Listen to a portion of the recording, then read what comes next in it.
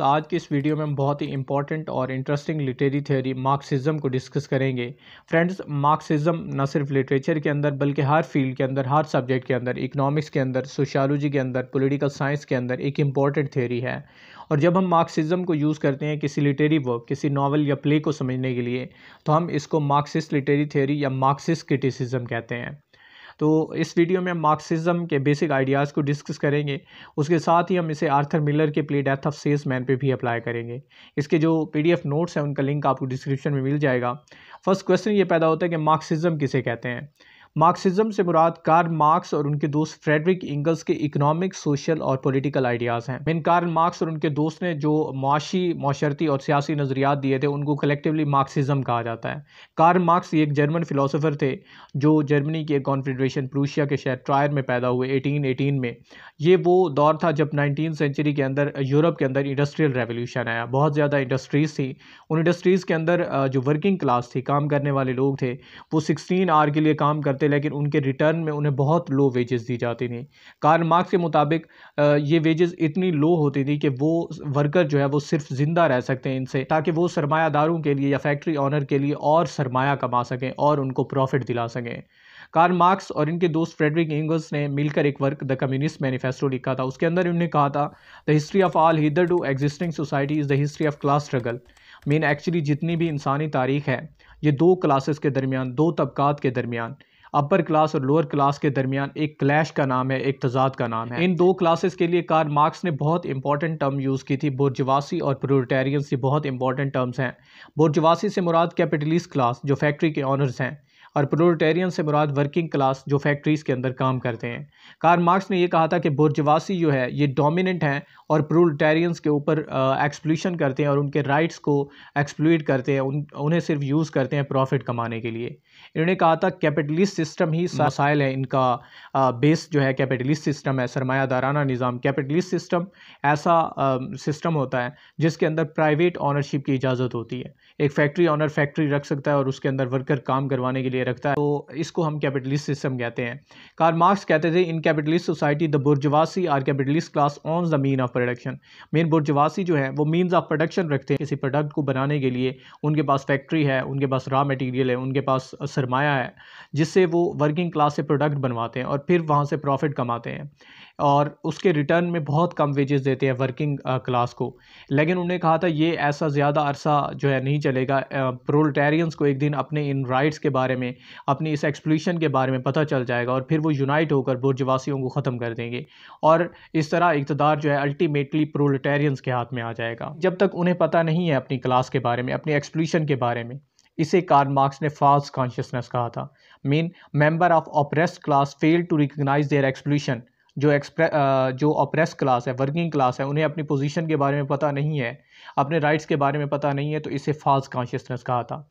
लेकिन जब वो इस चीज़ के बारे में अवेयर हो जाएंगे कि उनके राइट्स को जो है एक्सप्लॉइट किया जा रहा है, अवेयरनेस ऑफ द सोशल और working class, that is known as class consciousness. Mean जब वर्किंग क्लास को इस बारे में पता चल जाएगा कि इस प्रॉफिट में उनका भी बराबर का हिस्सा है, तो इसको क्लास कॉन्शियसनेस कहेंगे। लेकिन जब तक उन्हें पता नहीं है, वो सिर्फ सरप्लस वैल्यू ऐड कर रहे हैं। सरप्लस वैल्यू ये इंपॉर्टेंट टर्म है कार्ल मार्क्स की। सरप्लस वैल्यू से मुराद मुनाफे का जो हिस्सा, ज़्यादा हिस्सा कैपिटलिस्ट के पास चला जाता है, उसको सरप्लस वैल्यू कहते हैं। फॉर एग्जांपल, एक फैक्ट्री ऑनर जो है वो 10 रुपीज़ रॉ मटेरियल यूज़ करता है, 10 रुपीज़ का सरमाया यूज़ करता है और एक प्रोडक्ट बनाता है।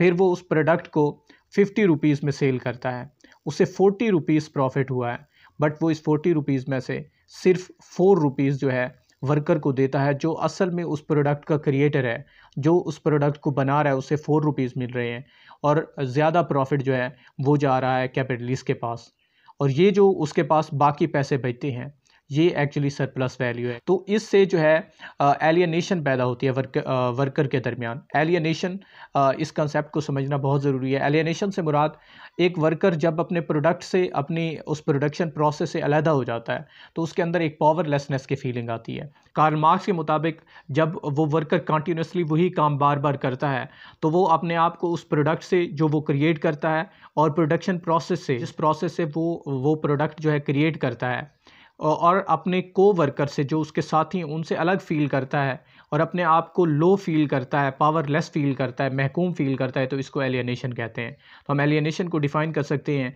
A sense of powerlessness and isolation among worker, कि वर्कर के दरमियान आइसोलेशन की और पावरलेसनेस की जो फीलिंग है, इसको एलियनेशन कहते हैं। फॉर एग्जांपल, एक शू मेकर है जो कि एक इंडस्ट्री के अंदर काम करता है, शूज़ बनाता है, लेकिन उसे उस शूज़ के रिटर्न में बहुत कम वेज देता है उसका जो कैपिटलिस्ट है। तो वो अल्टीमेटली अपने आप को उस अपने प्रोडक्ट से भी उसे कोई गर्ज़ नहीं होगी, उसे प्रोडक्शन प्रोसेस से, जिससे जो है वो शूज़ आगे जाकर पॉलिश होते हैं या उनको मुख्तलिफ शेप दिए जाते हैं और फिर एक्स्ट्रा प्रॉफिट में बेचा जाता है, इससे। और अपने जो दूसरे वर्कर्स हैं जो उसके साथ काम कर रहे हैं, जो उसके साथ compete कर रहे हैं, उनसे भी अलग फील करेगा, तो इसको एलियनेशन कहते हैं। तो एलियनेशन का कॉन्सेप्ट आपको समझ आया होगा। इससे एलियनेशन से सिर्फ जो इंसान है, जो काम करने वाला वर्कर है, उसको कमोडिफाई कर दिया गया है। कार्ल मार्क्स ने इस प्रोसेस को कमोडिफिकेशन कहा था। कमोडिफिकेशन का मतलब है कि जब आप एक वर्कर को यूज़ करते हैं सिर्फ प्रॉफिट अर्न करने के लिए, जब उसको आप एक चीज़ बना देते हैं, एक कमोडिटी बना देते हैं। कमोडिटी कहते हैं ऐसी चीज़ जिसकी कोई एक्सचेंज वैल्यू हो। एक्सचेंज वैल्यू का मतलब है जिससे वो प्रॉफिट अर्न कर सके, जिससे आप बेचकर जो है कोई चीज़ ले सकें। Marx argues that capitalist system have turn the people in the world as commodity, कि कैपिटलिस्ट सिस्टम ने इंसानों को एक कमोडिटी बना दिया है, प्रॉफिट अर्न करने की एक चीज़ बना दिया है। इसके पीछे उन्होंने कहा एक पूरा सिस्टम काम करता है, एक सोसाइटी का स्ट्रक्चर काम करता है, जिसे उन्होंने हिस्टोरिकल मटीरियलिज्म कहा था। हिस्टोरिकल मटीरियलिज्म को समझने के लिए आपको ज़रूरी है कि आपको बेस एक टर्म है कार्ल मार्क्स की, और उसके साथ सुपर स्ट्रक्चर का पता हो।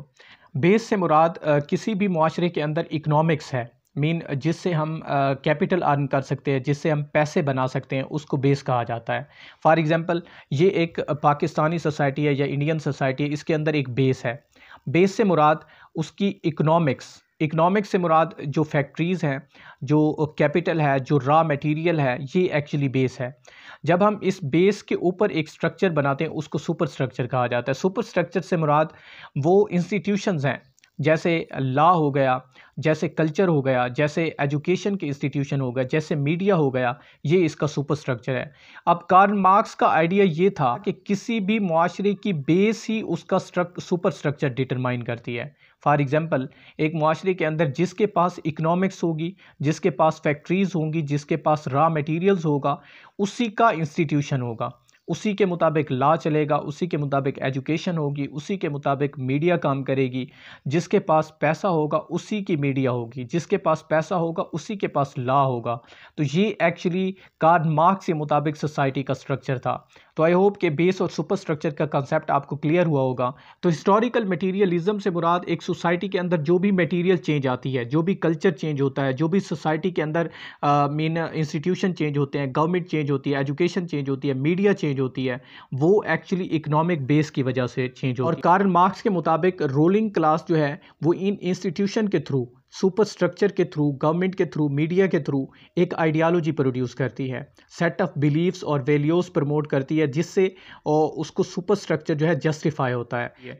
उन्होंने कहा मुआशरे के अंदर जितने भी काम होते हैं ये एक्चुअली एक आइडियालॉजी के थ्रू होते हैं। फॉर एग्जांपल, जैसे इंपीरियलिज्म है, जिसमें पावरफुल नेशन जो है वो वीकर नेशन के ऊपर रूल करती हैं डायरेक्टली या इनडायरेक्टली, कॉलोनीज़ के थ्रू, जिस तरह ब्रिटिश रूल हुआ था इंडिया के अंदर।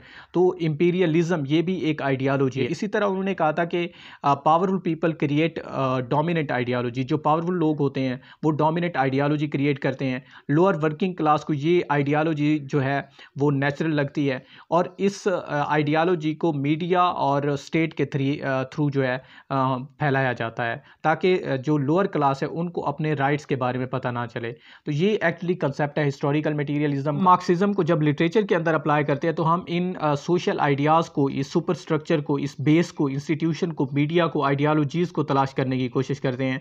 सो Marxist literary criticism examine the social and economic condition, वो मुआशी और माशरती कंडीशंस देखी जाती है that influence the creative process, जो उस क्रिएटिव प्रोसेस को इन्फ्लुएंस करती हैं।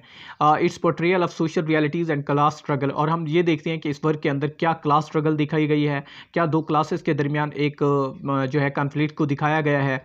Marks believe that the dominant class in society which control the means of production also control the cultural and political institution that arise from economic base. Marks के मुताबिक जो society के means of production control करते हैं, जो बुर्जवासी होते हैं, वही कल्चर और पॉलिटिकल इंस्टीट्यूशन कंट्रोल करते हैं, वही लिटरेचर कंट्रोल करते हैं। वो अपनी आइडियालॉजी को प्रमोट करने के लिए लिटरेचर को यूज़ करते हैं, लैंग्वेज को यूज़ करते हैं। उस नावल या ड्रामा के अंदर जो लोअर क्लास है उसको फूल के तौर पर बयान किया जाता है, उसको जो है उन डी वैल्यू करके दिखाया जाता है। इसी चीज़ को हम लिटरेचर के अंदर तलाश करते हैं और कुछ क्वेश्चंस पूछते हैं। उसमें हम ये क्वेश्चन करते हैं कि डज द टेक्स्ट रिफ्लेक्ट और रेजिस्ट डोमिनेंट आइडियालॉजी। क्या टेक्स्ट जो है ये डोमिनेंट आइडियालॉजी के रेजिस्ट कर रहा है या उसे डिबेट कर रहा है। डज इट डू बोथ, या दोनों कर रहा है। Does the main character reflect और रेजिस्ट बुर्जुआसी वैल्यूज।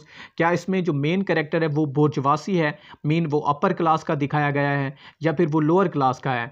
और वर्क क्वेश्चन करते हैं how lower working class is represented in the story. इस स्टोरी के अंदर, इस नॉवल के अंदर लोअर वर्किंग क्लास को किस तरह दिखाया गया है। आइदर इट इज डीवैल्यूड और नॉट, क्या इसको डीवैल्यू करके दिखाया गया है। How does the literary work reflect intentionally the socio economic condition of the time in which it was written. Mean ये जो वर्क है ये उस इकोनॉमिक कंडीशन के बारे में क्या बता रहा है जब ये लिखा गया। फॉर एग्जांपल जेन ऑस्टन के नावल प्राइड एंड प्रेजुडिस को देख लें तो ये 19th सेंचुरी का जो वुमेन के इकोनॉमिक कंडीशन थी उसको डिपिक्ट करता है। How might the work be seen as critic of capitalism, imperialism और क्लासिज्म।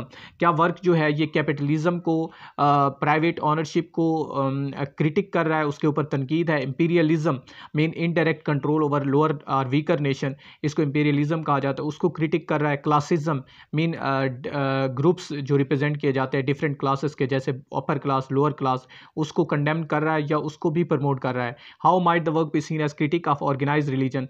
क्या इसमें ऑर्गेनाइज रिलीजन की एक सेंस इस वर्क के अंदर है कि दूसरे के राइट्स को एक्सप्लॉइट करने के लिए रिलीजन को यूज़ किया जाए। इसलिए कार्ल मार्क्स ने रिलीजन को कहा था कि religion is the opium of people, के लोगों को गुमराह रखने के लिए रिलीजन यूज़ किया जाता है। अगर हम मार्क्सिज्म को literary work death of salesman के ऊपर अप्लाई करें, death of salesman Arthur Miller का एक प्ले है, एक ड्रामा है, जिसके अंदर 63 ईयर का unsuccessful salesman Willey Loman main character है। विल्ली लोमैन 63 ईयर गुजारने के बावजूद भी ज़िंदगी में इतना अमीर नहीं है कि वो अपने घर के बिल अदा कर सके। इन द एंड वो जो है सुसाइड कर लेता है, अपनी कार को जो है किसी चीज़ के साथ मार देता है ताकि उसके फैमिली के पास इतने पैसे आ जाएं कि वो घर के बिल अदा कर सकें, या उसके बेटे जो है जो उससे नफ़रत करते हैं और उसे कहते हैं कि तुम जो है पूरी ज़िंदगी हमें कुछ भी नहीं दे सके, तो वो जो है उससे हैप्पी हो सकें। तो ये डेथ ऑफ सेल्समैन भी एक्चुअली मार्क्सिज्म डिपिक्ट करता है। कैसे? इसमें सबसे पहले इंट्रोडक्शन के बारे में बताया कि डेथ ऑफ सेल्समैन एक प्ले है जिसे आर्थर मिलर ने लिखा है, जो विल्ली लोमैन की स्टोरी है। उसके बाद इसमें अमेरिकन ड्रीम का एक जो है थीम मिलता है हमें। जो विल्ली लोमैन है वो भी कोशिश करता है कि वो रिच हो जाए, क्योंकि वो अपने भाई बेन से जो है मुतासिर है। बेन कहता है कि मैं 17 साल की उम्र में ज़िंदगी के जंगल में गया हूँ और जब मैं बाहर निकला था 3 साल 4 साल के बाद तो मैं अमीर था। तो यही उसका ड्रीम होता है कि वो भी अमीर बन सके, लेकिन वो अमीर नहीं बनता। उसके बाद एक्सप्लॉयटेशन ऑफ लेबर है कि विल्ली लोमैन जो है वो काम भी करता है, सेल्समैन होता है, लेकिन उसे इतनी वेजेस नहीं दी जाती जितना उसका हक बनता है, और इन द एंड उसे जो है ऑफिस से उसका जो बॉस है वो निकाल देता है। तो ये उसको एक्सप्लॉइट कर रहा है एक अपर क्लास का बंदा। उसके बाद एलियनेशन है, विल्ली लोमैन खुद को तनहा महसूस करता है, इन द एंड वो जाके सुसाइड कर लेता है। पहले भी 2 मरतबा कोशिश करता है लेकिन इन द एंड वो अपने आप को मार देता है। उसके बाद हम ये कंक्लूड कर सकते हैं आर्थर मिलर का जो प्ले है डेथ ऑफ सेल्समैन, इसके अंदर अमेरिकन ड्रीम और कैपिटलिस्ट सिस्टम का फेलियर दिखाया गया है। एक्चुअली ये फेलियर विल्ली लोमैन का नहीं था, बल्कि ये फेलियर उस सिस्टम का था जिसके अंदर वो रह रहा था। वो कैपिटलिस्ट सोसाइटी जो उसे अमीर ही नहीं होने देती, जो उसको इतना भी वेजेस नहीं देती कि वो अपनी ज़िंदगी को बसर कर सके। आई होप कि ये वीडियो आपको समझ आई होगी। Thank you so much.